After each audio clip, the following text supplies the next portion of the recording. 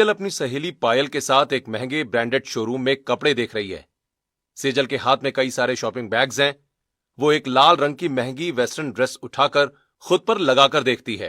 पायल, देख तो ये ड्रेस मुझ पर कैसी लग रही है। मुझे लगता है इसका जो कट है वो मेरे फिगर पर बिल्कुल परफेक्ट बैठेगा। यार सेजल, तेरी चॉइस की तो दाद देनी पड़ेगी। ये ड्रेस तो जैसे तेरे लिए ही बनी है। वैसे भी हमारे पूरे ग्रुप में तेरे कपड़ों की ही तो चर्चा रहती है। तू हमेशा इतने महंगे और ब्रांडेड कपड़े जो पहनती है। वो तो है, मेरा तो साफ मानना है कि कपड़े इंसान की असली पहचान होते हैं। अब मैं ऐरी गैरी दुकानों से तो शॉपिंग कर नहीं सकती। लुक में कोई कॉम्प्रोमाइज मुझे पसंद नहीं। सही कह रही है, आजकल तो लोग कुछ भी पहन लेते हैं, पर क्लास तो ब्रांड से ही आती है। ये ड्रेस भी कम से कम 25-30 हजार की तो होगी ही, इससे भी ज्यादा की है। पर पैसे की फिक्र किसे है, मुझे पसंद आ गई बस काफी है। चल अब इसे पैक कराते हैं। ऐसा कहकर सेजल काउंटर पर पहुंचती है और ड्रेस का बिल पे करती है। फिर सेजल और उसकी दोस्त ड्रेस लेकर वहां से चली जाती हैं। सेजल घर पहुंचती है और सोफे पर ढेर सारे शॉपिंग बैग्स पटक देती है। उसकी माँ मोहिनी उसे देखकर हैरान होते हुए कहती है, अरे बेटा, तू फिर इतने सारे कपड़े खरीद लाई।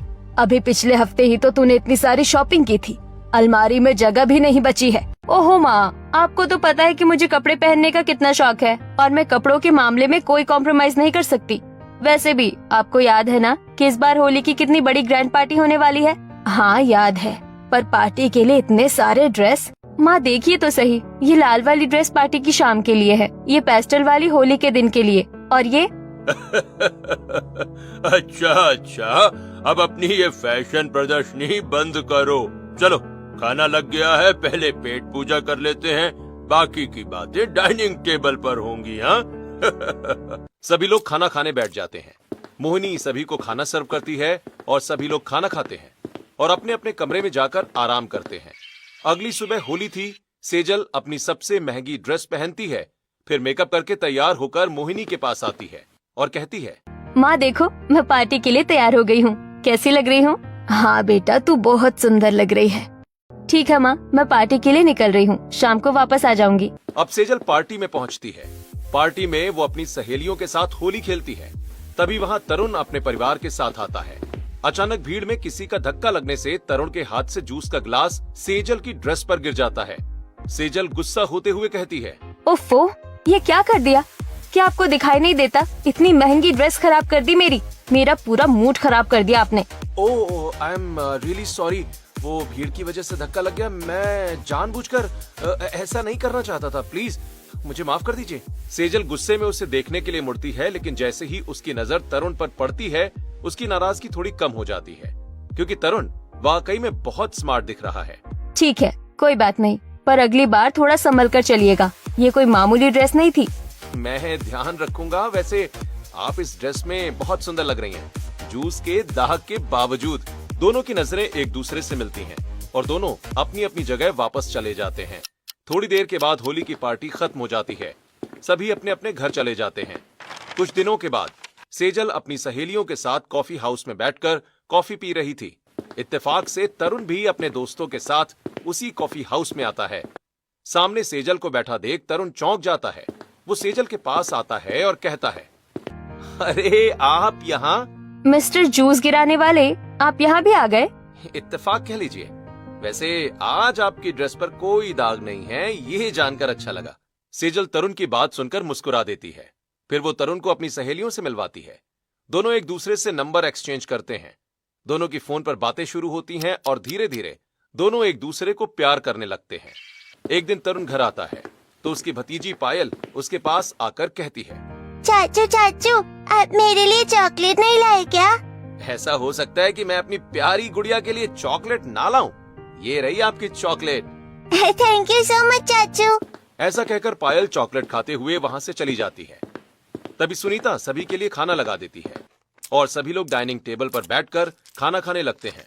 खाना खाते समय तरुण अपने परिवार वालों से कहता है, माँ, पिताजी, मुझे आप लोगों से कुछ बात करनी है।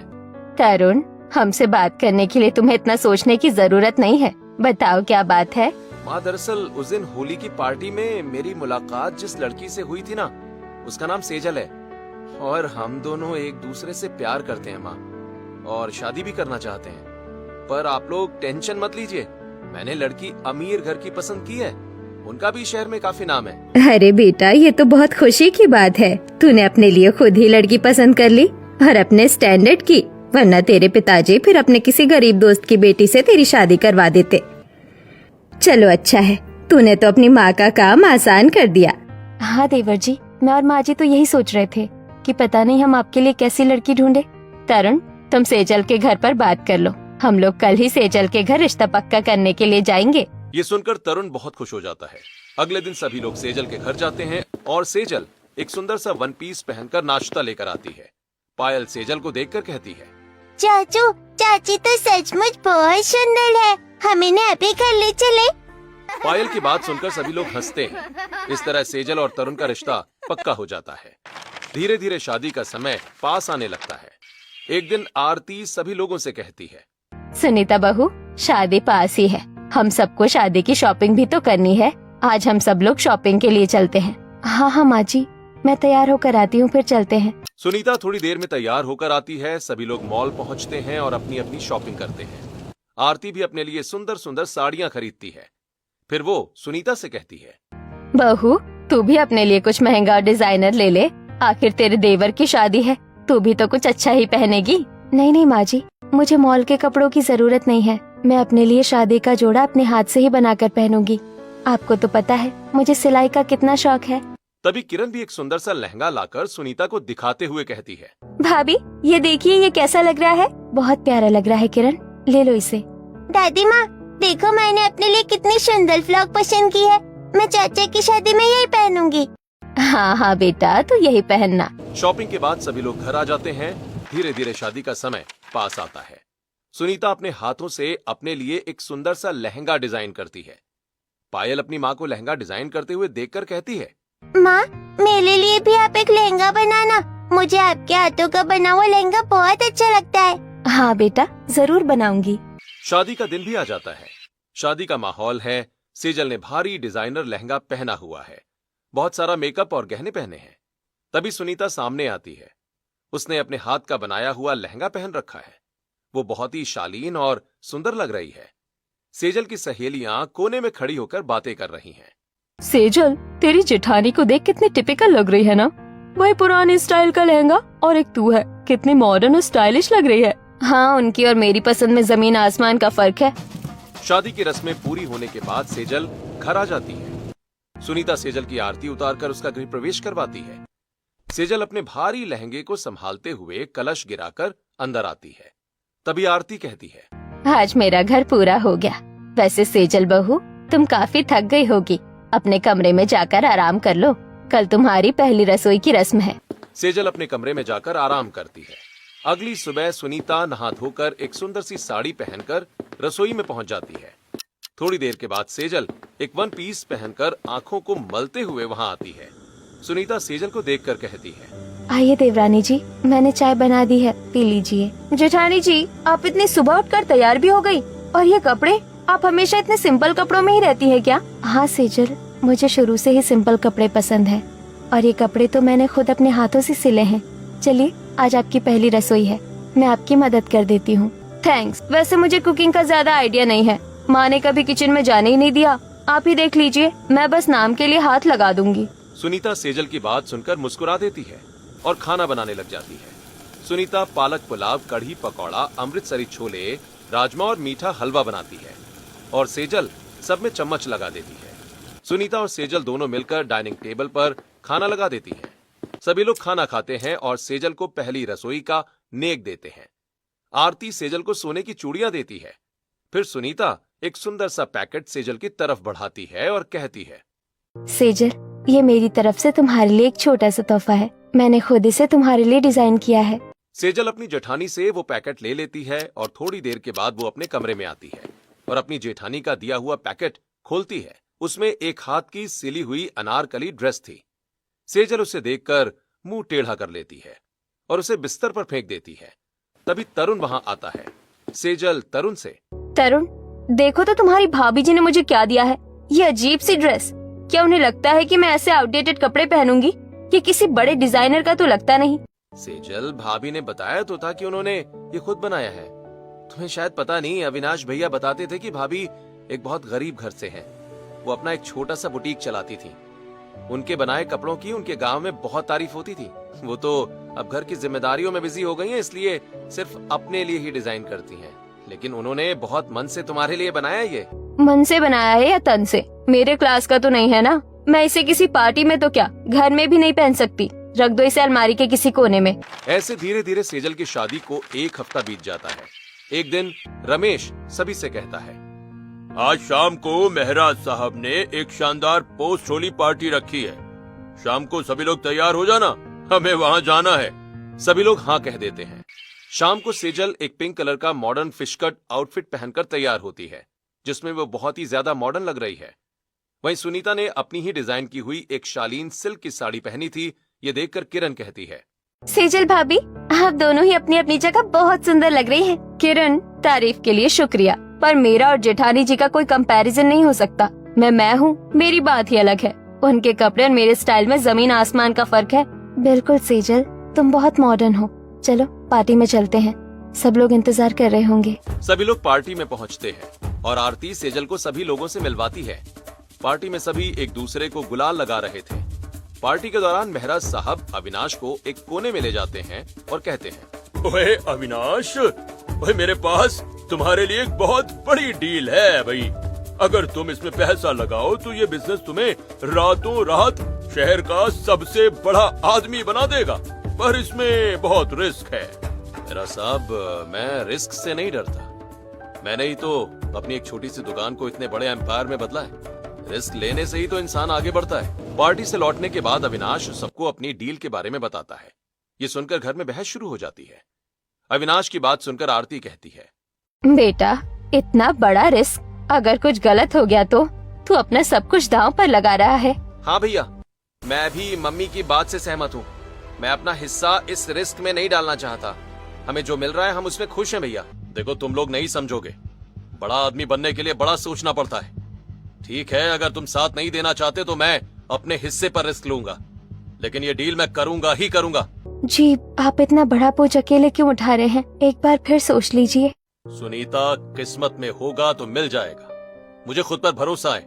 अविनाश ने सारा पैसा अपने नए प्रोजेक्ट में लगा दिया था, लेकिन महराज साहब ने उसे धोखा दे दिया। उन्होंने धोखे से पावर ऑफ अटर्नी अपने नाम करवा ली और अविनाश का पूरा बिजनेस डूब गया। अविनाश जब घर लौटता है तो उसके पैर लड़खड़ा रहे थे। घर पहुंचकर वो सभी लोगों को सारी बातें बताते हुए कहता है, माँ, पिताजी, सब खत्म हो गया। मेरा ने मुझे लूट लिया पिताजी। मेरा बिजनेस, मेरी जमा पूंजी सब डूब गई। क्या? मैंने मना किया था ना, तुझे समझ क्यों नहीं आई? तूने अपना सब कुछ बर्बाद कर दिया अविनाश। आपने सब बर्बाद कर दिया भैया। लालच में आके अपनी सारी जमा पूंजी दांव पे लगा दी, अपनी रुतबा। अब मोहल्ले में बस आपकी ही लालच की बातें होंगी भैया। अब हम लोगों को क्या मुंह दिखाएंगे? आपने तो हमें कहीं का नहीं छोड़ा। सभी लोग अविनाश को बारी बारी सुनाते हैं। किरण कहती है, अरे अब बस भी करो, जो होना था वो हो गया। भैया ने जानबूझकर तो नहीं किया। अचानक अविनाश का चेहरा सफेद पड़ जाता है। वो सोफे पर गिर पड़ता है। उसका शरीर एक तरफ से सुन्न होने लगता है। अजी, क्या हुआ आपको? अजी, क्या हुआ? आंखें खोलिए प्लीज। आप लोग अब बस कीजिए, उन्हें कुछ हो रहा है, डॉक्टर को बुलाइए। तरुण जल्दी से एम्बुलेंस बुलाता है और सभी लोग अविनाश को लेकर अस्पताल पहुंचते हैं। डॉक्टर उसे चेक करने के बाद सभी से कहता है, देखिए, इन्हें पैरालिसिस अटैक आया है। बहुत ज्यादा टेंशन की वजह से दिमाग की नस पर असर पड़ा है। हमने उनकी जान तो बचा ली है, पर उनका एक हाथ और एक पैर फिलहाल काम नहीं करेगा। और हाँ, इलाज में काफी पैसा भी लगेगा।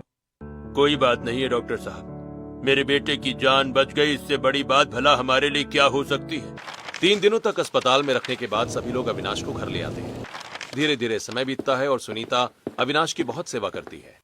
अविनाश चल नहीं सकता था, इसीलिए सुनीता उसे एक व्हील चेयर मंगवाकर उस पर बिठाती है।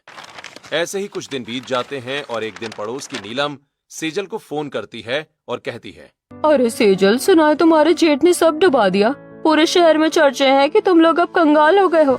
संभल कर रहना भाई, गरीबी बहुत बुरी चीज है। सेजल नीलम की बात सुनकर गुस्से में फोन रख देती है और सुनीता से कहती है, सुना आपने? आपकी वजह से आज हम मोहल्ले में तमाशा बन गए। हर कोई हमें ताने मारने का इंतजार करता है। सुनीता सेजल की बात सुनकर कहती है, धीरे बोलो सेजल, अगर इन्होंने सुन लिया तो इन्हें बहुत बुरा लगेगा। तभी आरती वहां आ जाती है और कहती है, वैसे सुनीता बहू, सेजल बहू बिल्कुल सच कह रही है। अविनाश ने तो हमें पूरा डुबा कर रख दिया है। आरती ऐसा कह ही रही थी कि तभी पायल वहां आती है और अपनी दादी से कहती है, दादी दादी, बाहर आइसक्रीम वाला आया है, मुझे आइसक्रीम चाहिए। चल जा यहाँ से, तेरे बाप ने तो सब डुबा दिया, अब तेरा आइसक्रीम खाना बाकी रह गया है। निकल मेरी नजरों के सामने से। माँ जी, बच्ची को क्यों डांट रही है? वो तो नासमझ है। नासमझ वो नहीं, तू और तेरा पति है। तू तो पहले भी अपने मायके से गरीब ही आई थी, अब मेरे बेटे को भी अपने जैसा दरिद्र बना दिया। घर का माहौल अब पहले जैसा नहीं रहा। जहां कभी हंसी मजाक होता था, वहां अब सिर्फ तानों की गूंज है। अविनाश व्हील चेयर पर बैठा अपने कमरे से ये सब कुछ सुन रहा था। ऐसे ही कुछ दिन बीत जाते हैं और एक दिन सेजल अपनी सहेलियों के साथ पार्टी में जाने के लिए तैयार होकर आती है। उसने एक बहुत ही महंगी ड्रेस पहनी है। तभी सुनीता पायल को लेकर वहां आती है और कहती है, सेजल, मैंने पायल को तैयार कर दिया है, तुम लोग इसे ले जाओ। एक्सक्यूज मी जेठानी जी, क्या कहा आपने? मैं आपकी कोई नौकर नहीं हूँ जो आपकी बच्ची को लेकर पार्टी में घूमूं। सेजल, बच्चे तो सबके होते हैं, और फिर पायल तुम्हारी भी तो बेटी है। जेठानी जी, बेटी थी, पर अब सिर्फ एक बोझ है इस घर पर। आपके पति ने हमारे बिजनेस की धज्जियां उड़ा दी।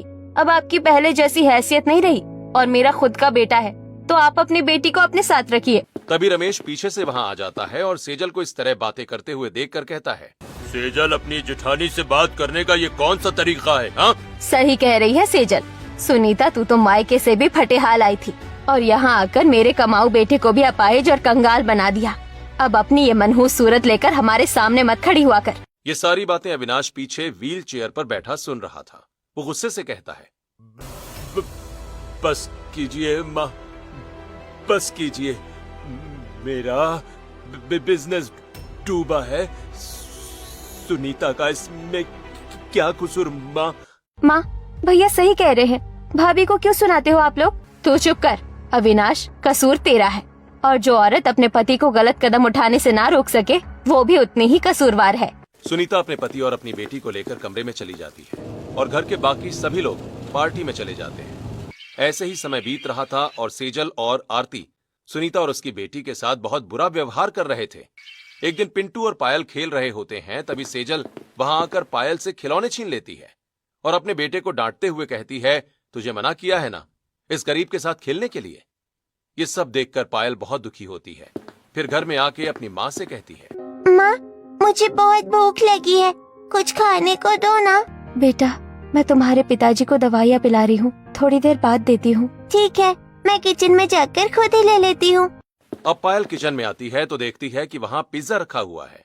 पायल पिज्जा का एक टुकड़ा लेती है और प्लेट में रखकर डाइनिंग टेबल पर आकर बैठ जाती है और खाने लगती है। तभी सेजल वहां आ जाती है और पायल को देखकर गुस्सा होते हुए कहती है, ए, हाथ मत लगा इसे, ये तेरे लिए नहीं है। चाची, भूख लगी है। सेजल गुस्सा होकर अपनी सास को आवाज देती है। आरती वहां आती है तो सेजल कहती है, माँ जी, देखिए जरा इसे, जैसे बाप वैसी ही बेटी, मांगने की आदत गई नहीं इनकी। माँ जी, ये खाना मैंने अपने पैसों से मंगाया है, इन भिखारियों के लिए नहीं। तेरी हिम्मत कैसे हुई इसे छूने की? तेरी औकात है ये सब खाने की? तेरे बाप ने तो फूटी कौड़ी नहीं छोड़ी, चल हट यहाँ से। सुनीता आवाज सुनकर वहां आ जाती है और कहती है, माँ जी, बच्ची को तो मत मारिए, इस मासूम का क्या दोष? दोष इसका ये है कि ये इस घर की बर्बादी करने वाले की औलाद है। और सुन, कल से घर का सारा काम झाड़ू पोछा तू ही करेगी। काम वाली को हमने हटा दिया है, क्योंकि तेरे पति के इलाज में जो पैसा लगा है वो हम कहाँ से लाएंगे। अविनाश अपने कमरे में बैठा ये सब सुन रहा था। जब सुनीता कमरे में आई तो अविनाश बोला, सुनीता, अब बहुत हो गया। मैं अपनी पत्नी और बच्चों को इस तरह तिल तिल मरते नहीं देख सकता। हम यहाँ नहीं रहेंगे। हम अभी इसी वक्त ये घर छोड़ देंगे। पर हम कहाँ जाएंगे? आपके पास तो अभी चलने की ताकत भी नहीं है और पैसे भी नहीं है। चाहे भले ही हम सड़क पर सोएंगे, पर यहाँ अपनी इज्जत का जनाजा नहीं निकालेंगे। चलो सुनीता। सुनीता अपने कुछ पुराने कपड़े और अपनी सिलाई मशीन एक पोटली में बांधती है। वो अपनी चांदी की आखिरी पायल निकालती है और अपने पास रख लेती है। तीनों चुपचाप बिना किसी को बताए घर से निकल जाते हैं। सुनीता अपनी चांदी की पायल को बेच देती है और एक छोटा सा कमरा किराए पर ले लेती है और फिर वो लोग वहीं रहने लगते हैं। एक दिन अविनाश सुनीता से कहता है, सुनीता, मैं कितना बुरा पति हूं। मैंने तुम्हें महल से लाकर इस गंदे कमरे में पटक दिया। नहीं जी, आप बहुत अच्छे हैं। बुरा वक्त इंसान को कमजोर नहीं मजबूत बनाने आता है। आप देखिएगा, मैं अपनी सिलाई के हुनर से फिर से सब ठीक कर दूंगी। मैंने बाहर एक छोटा सा बोर्ड लगा दिया है, सुनीता बुटीक। तभी एक पड़ोस की औरत एक कपड़ा लेकर आती है और कहती है, सुना है तुम कपड़े अच्छा सिलती हो। ये मेरा ब्लाउज है, इसे सिल दो। अगर अच्छा लगा तो मैं अपनी और सहेलियों को भी लाऊंगी। जी आप फिक्र मत कीजिए, मैं इसे ऐसा डिजाइन करूंगी कि सब देखते रह जाएंगे। दूसरी तरफ सेजल और तरुण के घर में खुशियां धीरे धीरे कम होने लगी थीं। तरुण ऑफिस में बैठा है। मैनेजर उसके पास आता है और कहता है, सर, इस महीने में भी हमें बहुत बड़ा नुकसान हुआ है। समझ नहीं आ रहा कि बिजनेस कैसे संभलेगा। लेकिन मैनेजर, नुकसान कैसे हो रहा है? सब कुछ तो ठीक चल रहा था। सर, सच तो ये है कि जब तक अविनाश भैया थे वो हर बारीक चीज पर नजर रखते थे। उन्हें मार्केट की समझ थी। आप तो सिर्फ साइन करते हैं, पर दिमाग उनका ही था। अब उनके जाने के बाद सब बिखर सा गया है। ये सुनकर तरुण के तो जैसे पैरों तले जमीन खिसक जाती है। शाम को तरुण घर आता है, जहां सेजल फिर से शॉपिंग पर जाने के लिए जिद कर रही थी। तरुण चलो ना मॉल, मुझे वो नई ब्रांडेड ड्रेस लेनी है। बस करो सेजल, बस करो। बिजनेस डूब रहा है और तुम्हें ब्रांडेड कपड़ों की पड़ी है। अब से कोई शॉपिंग नहीं होगी। अपने खर्चों पर लगाम लगाओ, वरना हम भी सड़क पर आ जाएंगे। तुम मुझसे ऐसी बात क्यों कर रहे हो? माँ जी देखिए जरा इसे। सेजल बेटा, तरुण सही कह रहा है, हालत बहुत खराब है, तुम्हें धैर्य रखना चाहिए। ऐसे ही कुछ समय बीत जाता है। एक दिन मैनेजर तरुण को बताता है, सर, गजब हो गया। मेहरा ने उस नई डील में हेरा फेरी कर दी है। उसने पूरा पैसा अपने नाम ट्रांसफर करवा लिया है। सर, हमारा बिजनेस पूरी तरह से खत्म हो चुका है। अब हमारे पास ये घर भी नहीं बचेगा। अरे ये क्या हो गया? मैंने तो सब कुछ बहुत ध्यान से किया था। सर, भैया बुद्धिमान थे। उनका बिजनेस तो धोखे से डूबा, पर आपने तो खुद के पैरों पर कुल्हाड़ी मारी है सर, उस मेहरा पर भरोसा करके। भैया को भी उसी ने धोखा दिया था सर। तरुण घर आकर सभी लोगों को सारी बातें बताता है। तरुण और सेजल का सब कुछ बिक चुका है। अब वो एक साधारण से किराए के अपार्टमेंट में रहते हैं। सेजल, जो कभी ब्रांडेड कपड़ों के बिना बात नहीं करती थी, अब एक साधारण सी कुर्ती पहनकर नौकरी की तलाश में जा रही थी। तभी तरुण घर आता है और कहता है, सेजल, आज भी कहीं बात नहीं बनी। जहां भी जाता हूं लोग कहते हैं कि अनुभव की कमी है। भैया होते तो आज ये दिन नहीं देखने पड़ते। अब भैया भैया करना बंद करो तरुण। मैं आज खुद इंटरव्यू देने जा रही हूँ। मुझे यकीन है मेरी पर्सनालिटी देखकर कोई भी मुझे नौकरी दे देगा। बेटा, पर्सनालिटी से पेट नहीं भरता। आज मुझे समझ आ रहा है कि सुनीता बहू की वो सादगी ही असली दौलत थी। हमने हीरा खो दिया। अब सेजल नौकरी की तलाश में घर से निकल पड़ती है। सेजल एक बड़ी डिजाइनर मॉल में इंटरव्यू देकर बाहर निकल रही थी। वो बहुत उदास थी क्योंकि वहां भी उसे रिजेक्ट कर दिया गया।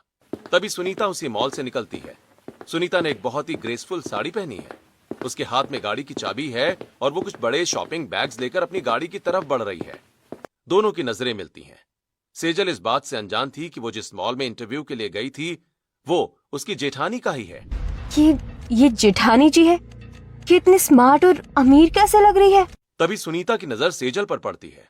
सुनीता सेजल के पास आती है और कहती है, सेजल, तुम यहाँ? सेजल अपनी जेठानी से कुछ नहीं कह पाती। वो बिना कुछ बोले वहां से तेज कदमों से चली जाती है। सुनीता उसे जाते हुए देखती रह जाती है। सुनीता अपने नए और बड़े घर में आती है। उसका बुटीक अब एक बड़े ब्रांड में बदल चुका है। अविनाश अब काफी ठीक है। वो लंगड़ाकर चलता है, पर बिजनेस का सारा हिसाब किताब वही संभालता है। सुनीता अपनी पड़ोसन नीलम को फोन लगाती है और कहती है, नीलम बहन, कैसी हैं आप? मुझे बस ये पूछना था कि क्या आपको पता है कि माजी और तरुण वे लोग कहाँ हैं? अरे सुनीता, तुम्हें नहीं पता? उनका तो सब लुट गया। वो लोग अब शहर के उस पुराने इलाके में एक छोटे से अपार्टमेंट में रहते हैं। तरुण और सेजल दोनों दर दर की ठोकरें खा रहे हैं। बड़ी बुरी हालत है उनकी। सुनीता फोन रखती है और उसकी आंखों में आंसू आ जाते हैं। क्या हुआ सुनीता, तुम रो क्यों रही हो? जी, माजी और तरुण बहुत तकलीफ में है। मुझे सेजल मिली थी आज। उसकी हालत देखकर मेरा कलेजा कांप गया। आखिर वो हमारा परिवार है। नहीं सुनीता, नहीं। उन्होंने हमें उस वक्त निकाला जब मुझे उनकी सबसे ज्यादा जरूरत थी। उन्होंने हमारी मासूम बच्ची को थप्पड़ मारा। मैं उन्हें कभी माफ नहीं कर सकता। भूल जाइए वो सब। उन्होंने गलती की, पर हम तो अपना फर्ज निभा सकते हैं ना। अगले हफ्ते होली है, चलिए उन्हें बुला लेते हैं। कोई जरूरत नहीं है सुनीता, और मुझे इस बारे में कोई बात नहीं करनी। ऐसा कहकर अविनाश वहां से चला जाता है। और सुनीता भी अपने काम में लग जाती है। ऐसे ही एक हफ्ता बीत जाता है और होली का दिन आ जाता है। सुनीता ने अपने घर के गार्डन में एक बहुत बड़ी पार्टी रखी है। उसने खुद सबके लिए कपड़े डिजाइन किए हैं।